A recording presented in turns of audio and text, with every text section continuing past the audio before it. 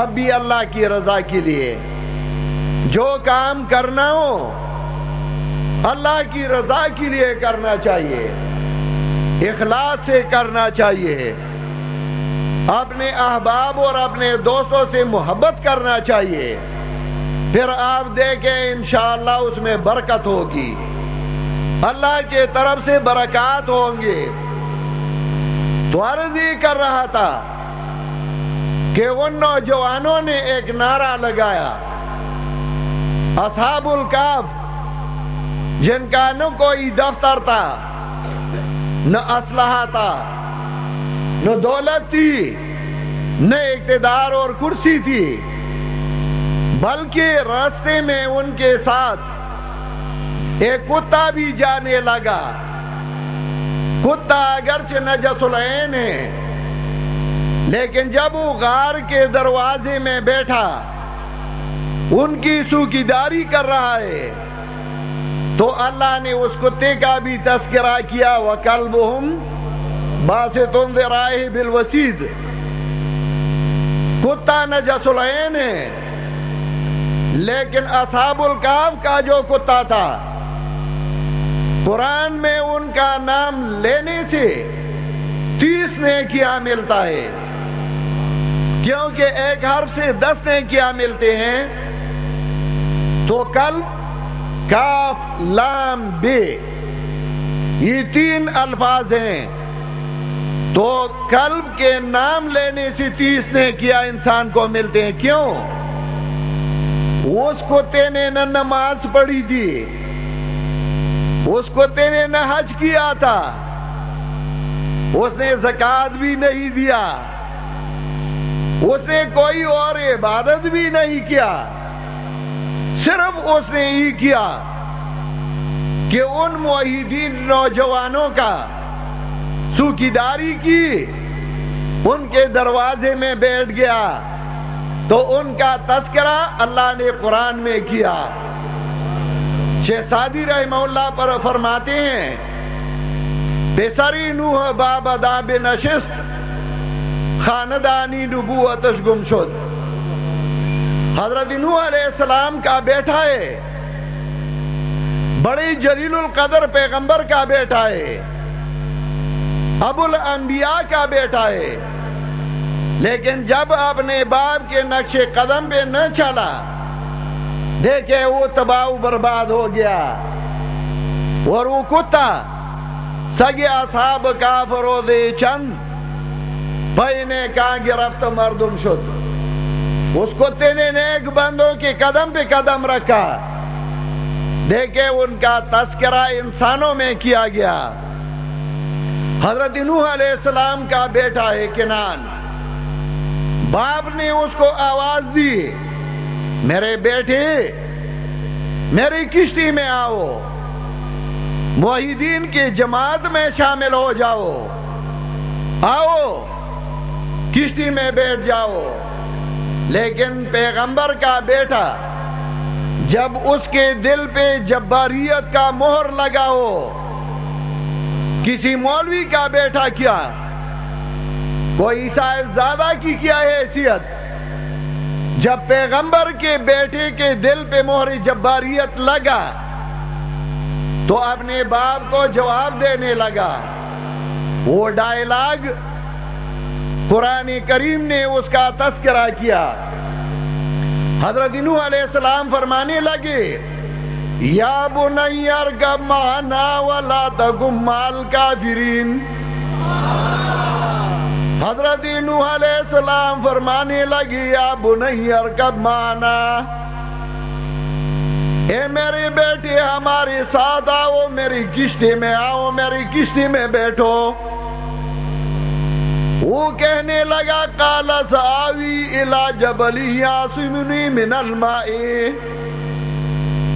کہنے لگا اے میرے باپ میں تمہاری کشتی میں نہیں آتا، میں کسی پہاڑی پہ چڑھ جاؤں گا لیکن تمہاری کشتی میں بیٹھنا گوارا نہیں کرتا،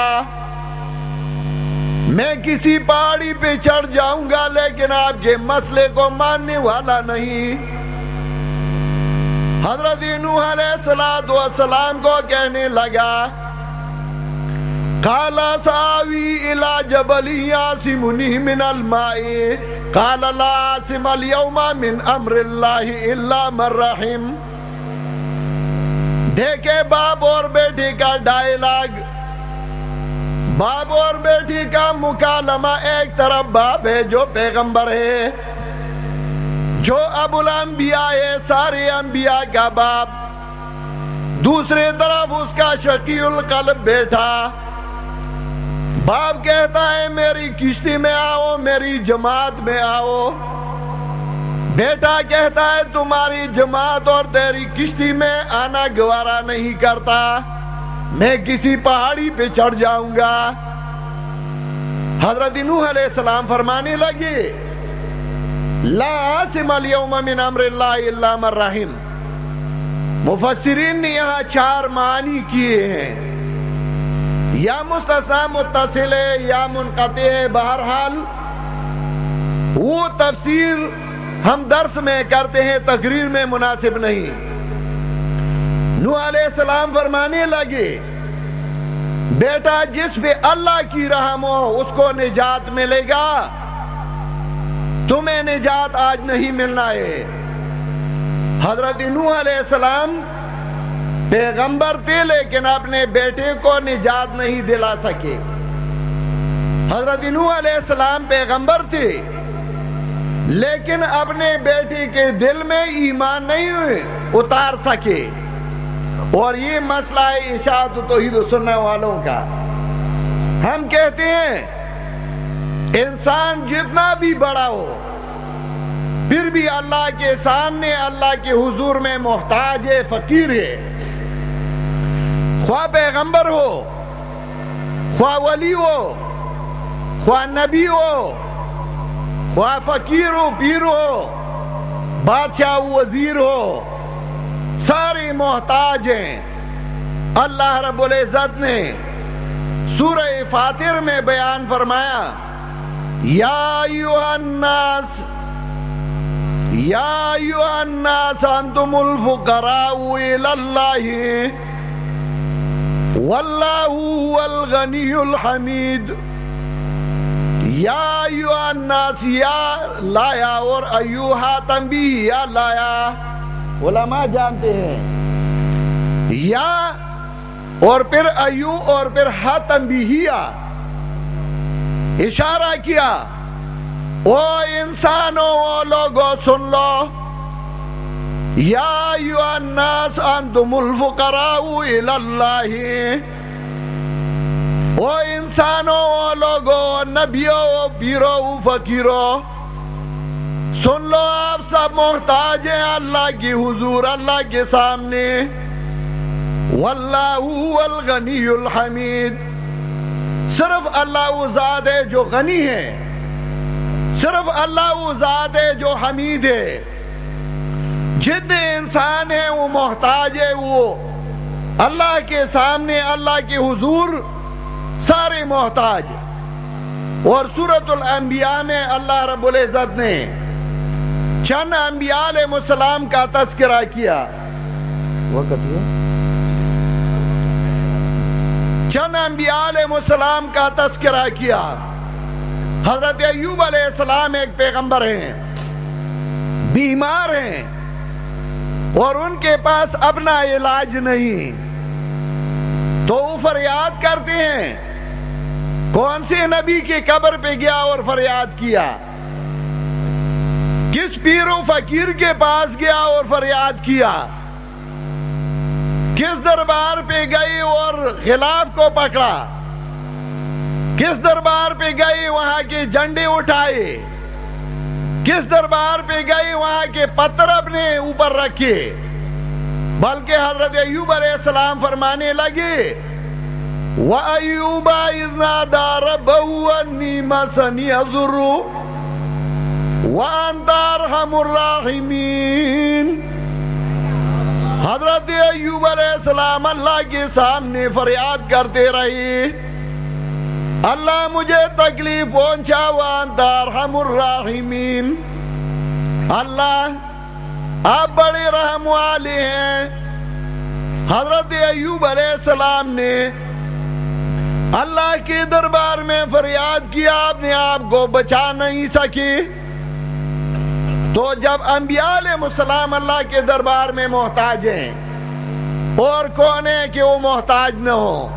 لوگ کہتے ہیں اشاعت والے اولیاء کرام کے گستاخ ہیں.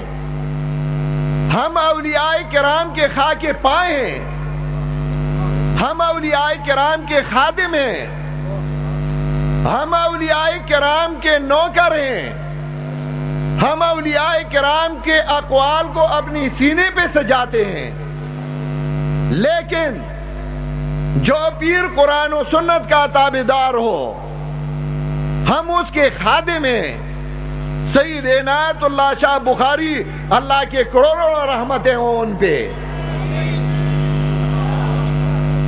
ایک دفعہ میں ان کے پاس بیٹھا تھا تو علیحدگی میں ہم دونوں تھے.